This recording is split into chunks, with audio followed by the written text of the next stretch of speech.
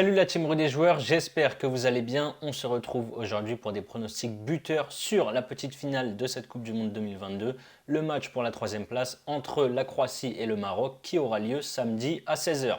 Il y a un énorme jeu concours en ce moment et ce jusqu'à Noël chez Rue des joueurs, c'est le Noël étoilé avec plus de 30 000 euros de cadeaux à gagner, des maillots de l'équipe de France, des enceintes, des AirPods, des iPhones. Je vous mets le lien en description, il y a pas mal de cadeaux à gagner. N'hésitez pas si ce n'est pas déjà fait à vous abonner à notre chaîne YouTube, pensez à activer les notifications, comme ça vous serez alerté dès que l'on sort du nouveau contenu. Pour parier sur cette petite finale de la Coupe du Monde 2022 entre la Croatie et le Maroc, vous pouvez utiliser le bonus de chez PMU qui rembourse votre premier pari jusqu'à 100 euros en cash s'il est perdant. Pour en profiter, il suffit de passer par notre lien qui est en dessous dans la description. Finaliste de la Coupe du Monde en Russie il y a 4 ans, la Croatie fait une nouvelle fois sensation cette année pour l'édition 2022. Éliminée dès les huitièmes de finale de l'Euro l'année dernière par l'Espagne après une défaite en prolongation, la Croatie montre de belles choses depuis quelques mois. Ils se sont qualifiés pour ce mondial au Qatar en terminant premier de leur groupe et en Ligue des Nations, ils ont également terminé à la première place dans un groupe avec la France, le Danemark et l'Autriche.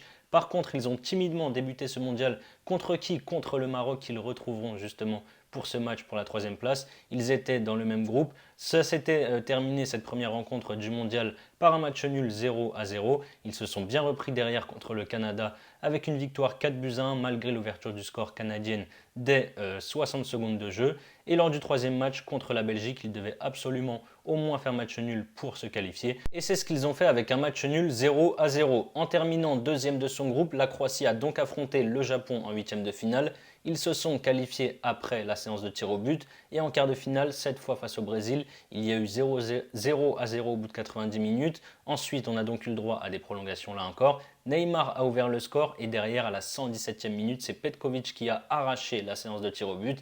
Et là, encore une fois, comme en huitième face au Japon et comme lors de la Coupe du Monde 2018, c'est la Croatie qui s'est imposée.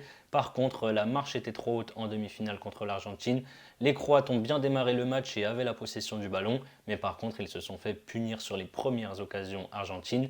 Messi a inscrit un penalty. Derrière, Alvarez a mis le deuxième but en première mi-temps. À 2-0 à la mi-temps, le match était quasiment plié. Et en deuxième mi-temps, Messi a offert le doublé à Alvarez après un festival sur le côté droit. 3-0 au bout de 69 minutes et la Croatie a logiquement lâché la rencontre. Véritable surprise de cette Coupe du Monde 2022, le parcours du Maroc a logiquement pris fin hier soir en demi-finale contre la France. Dernier de leur groupe en 2018, les Marocains ont cette fois réussi à terminer premier dans un groupe compliqué avec la Croatie, la Belgique et le Canada. Ils ont obtenu un bon point, je l'ai dit juste avant, lors de la première journée avec ce 0-0 contre la Croatie, finaliste du mondial en 2018. Ensuite, ils ont été très costauds face à la Belgique où ils se sont imposés 2-0. Et derrière, contre le Canada, ils se sont imposés 2-1 et ont donc pris la première place face à un Canada, je le rappelle, qui était déjà éliminé. En huitième de finale, ils sont venus à bout de l'Espagne au tir au but après un 0-0 à l'issue des 90 minutes et des prolongations. Et en quart de finale, ils ont à nouveau réalisé un énorme match pour venir à bout du Portugal, 1-0 en 90 minutes, grâce à un but de la tête d'En-Nesyri juste avant la mi-temps. Et donc, après ça, le Maroc est évidemment devenu la première équipe africaine de l'histoire à se qualifier pour une demi-finale de Coupe du Monde. Sauf que physiquement, ça devenait de plus en plus compliqué pour les Marocains. Et contre la France hier soir, ça n'a pas pardonné. Walid Regragui a tenté un coup en titularisant Saïs et Aguerd qui étaient pourtant diminués.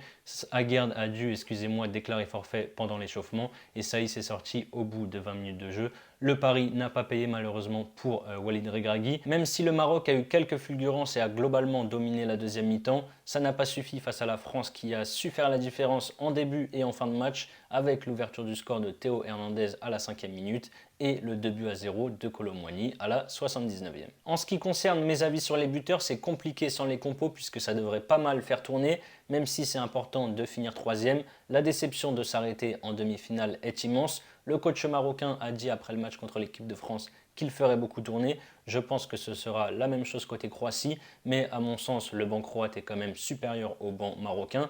En plus, le Maroc commençait à y croire à cette place en finale de Coupe du Monde et je pense qu'ils vont mettre un petit peu plus de temps à s'en remettre que les Croates. Donc, contrairement à la rédac et à Léo, moi je vais plutôt donner un avantage aux Croates sur ce match. Je pense qu'on pourrait avoir un trio d'attaque Livaja, Orsic et Vlasic. Attendez bien les compos, mais si jamais ils sont titulaires, j'aime beaucoup. Livaja est à 3,10, Orsic est à 4,60 et Vlasic est coté à 5. Si je devais en choisir un, ça serait Orsic à 4,60. Le joueur de Zagreb n'a pas eu beaucoup de temps de jeu sur cette Coupe du Monde.